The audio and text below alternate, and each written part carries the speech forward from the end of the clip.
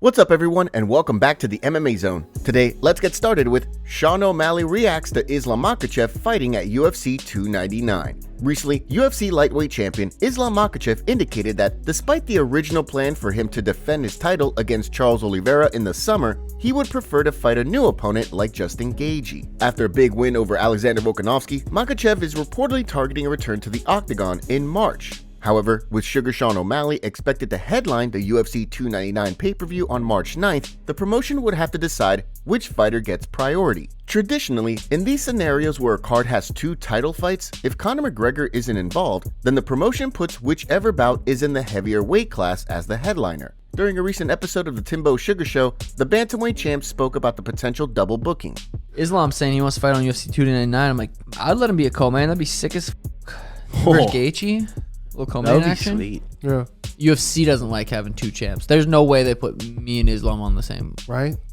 Yeah, no. I don't even know if they'll put another champion on that card. Right? I would love They for might. I guess when Izzy fights, sometimes they have girl co-main champs. Right. I don't know. I'm That curious. would be kind of... With Makhachev eager to return in March and UFC 300 expected to take place in April, the promotion could look to have the lightweight champ headline the historic card, given that outside of Conor McGregor, there seems to be few other potential headliners available.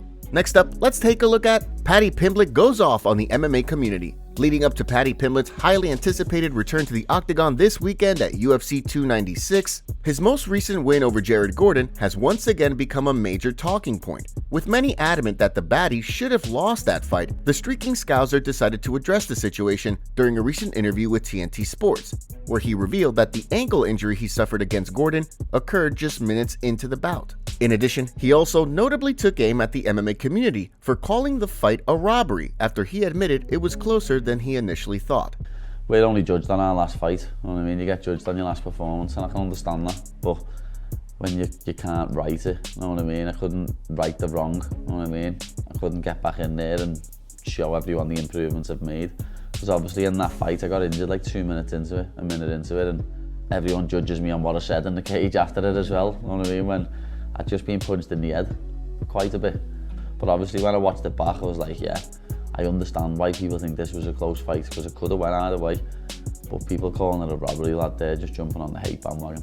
This weekend's fight between Pimblett and Tony Ferguson will come almost 1 year to date after his UFC 282 win over Jared Gordon. After undergoing surgery, the baddie is eager to pick up a dominant win to remind the MMA community why he was, at one point, considered to be one of the hottest prospects in the UFC. Next up, let's take a look at Leon Edwards exposes UFC plan. Although we're just days away from the highly anticipated welterweight title fight between Leon Edwards and Colby Covington, the champ has highlighted the fact that he feels Covington is receiving preferential treatment from the UFC brass. As many members of the MMA community have continued to point out, on paper, Covington's recent resume doesn't seem to warrant a crack at the title when compared to Belal Muhammad. With UFC 296 just days away, Edwards shed light on the situation while speaking in an appearance on the MMA Hour. He fought Masvidal. Everyone that's beaten the last 5 years is all retired, right? They've all been feeding him like these guys on the back end of the career, and he just for some reason got this mad mentality where he feel like he deserves more than what he's earned, you know, and for some reason UFC is going with it. And here we are, like, I'm prepared, I'm ready, and I'll show him the different levels. And probably, I think Trump wants him to win. But I don't know. None of it matters, right? I think my whole career has been like the underdog going against the favorite. Despite the champion's confidence heading into the fight, the MMA community seems to be split down the middle in regards to this bout. Across many of the major sports books, the champ sits as a very slight favorite. Although he's fresh off an impressive victory over Kamaru Usman, it sounds as though many are confident that Covington's pace and pressure will wear on the champ. Now, let's shift gears and take a look at Shavkat Rakhmonov sends warning to UFC roster. At UFC 296, Shavkat Rakhmonov will step into the octagon against Stephen Wonderboy Thompson, one of the most respected strikers on the UFC roster, in hopes of punching his ticket to a title shot. With Belal Muhammad expected to compete against the winner of the Edwards vs. Covington fight, if Rakhmonov manages to defeat Thompson, he'll likely find himself next in line right behind Muhammad for a crack at the belt. During a recent appearance on the MMA Hour, leading up to the biggest bout of his career, Rakhmonov sent a warning to the rest of the fighters on the roster while speaking through a translator. All I want to say is that I'm already ready to fight for the title, and the win over Stephen Thompson will be another reason to prove that I'm ready. Yeah, I don't know what's gonna happen after. I just want to focus on Stephen Thompson, and that's it, and we'll find out what's gonna happen after. Only God knows, but I wish to fight for the title next year, and my goal is to win this belt and to bring this belt back to Kazakhstan. Leading up to the fight, Rakhmonov notably missed his sister's wedding, appearing on FaceTime while making his final preparations for the bout. The way bantamweight champion Sugar Sean O'Malley sees things, the fight is poised to end the year in a big way. He expressed his excitement about the bout on the Timbo Sugar Show. Shavkat Rakhmonov versus Stephen Thompson. Another just absolute banger. 17-0 versus 17-6. Now this card is sweet, bro. That is going to be such an exciting fight. Bro, this dude's been fighting killers since he turned pro. Yeah. Really? Absolute studs since he's turned pro, and he's 17-0. That's crazy.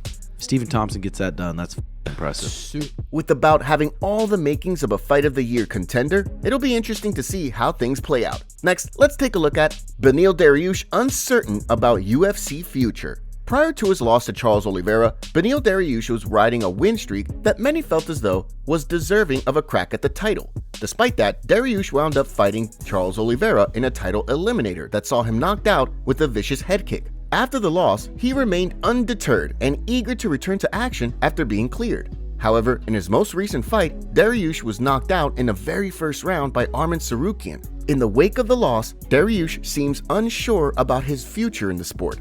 He spoke during a recent interview with Submission Radio to discuss things. I gotta be honest with you guys. Last time I was here, it was maybe 2017 or 18. I was in, back-to-back losses, and my goal in this game is to be the best that I can be. And I just remember spending a lot of time in prayer and like trying to figure out if I was done back then. And I'm kind of in the same spot right now. I'm just trying to figure out, like, do I go forward or am I done kind of deal, right? Because I'm not trying to be like a 50-50 fighter or even a top 10 fighter. I'm trying to be number one in the world. I want to be the best, and I'm not going to settle for anything less than that. Despite the uncertainty, Dariush did notably mention Dan Hooker and Benoit St. Denis as potential opponents who get him excited. The way he sees things, a bout with either would let him know whether he has what it takes to be the best in the world, or whether it's time to ride off into the sunset. Next, let's take a look at George St-Pierre shuts down huge UFC rumor. As we approach the historic UFC 300 card next year, there have been plenty of rumors about the event. One of the biggest centered around former women's bantamweight champion Ronda Rousey, who was reportedly in talks to come back and fight Miesha Tate.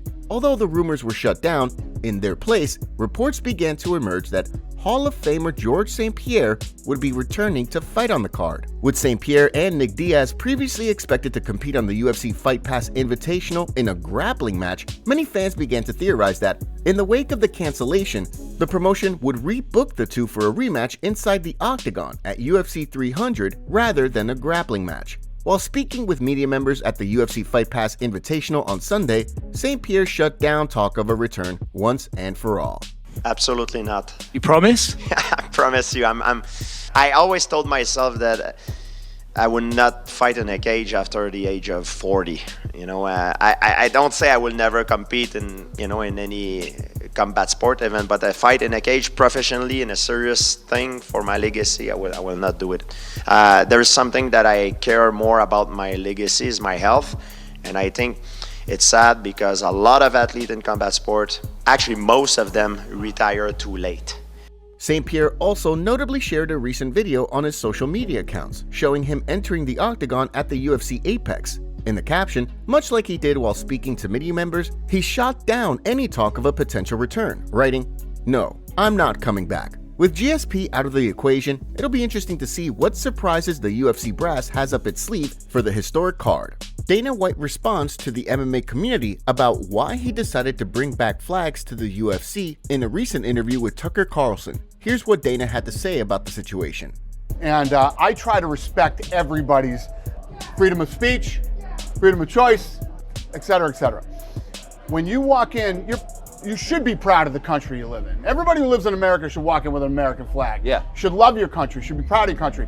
The sad part is most of these people from other countries are the people who are most proud of where they're from and not us here. So it became an issue with some of the guys. They want to come in and they want to bring their flags, like Mexicans. Who are more proud to be Mexican than Mexicans? You know what I mean? They carry their flags. Their people support their people. The UK, their people support their people like Mexicans support their people. And you should be able to walk in with your country's flag. So I brought it back.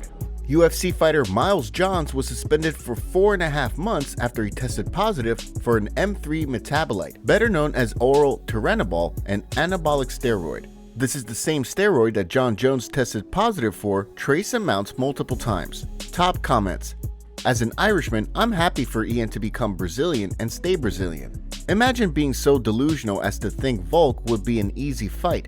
Ian Gary is lucky Brazilians don't speak English and will ride for any American/European who shows them love. Literally his last resort at having a fan base. Colby only hates Sean because he actually won a real championship belt, not a Power Ranger interim belt. Belal hyping himself with things no one has ever said about him. Make sure to leave a comment and you might get featured in our next video. Thanks for watching. If you enjoyed, make sure to subscribe and turn on notifications to never miss any MMA news. Check out our video from yesterday if you missed it. See you tomorrow.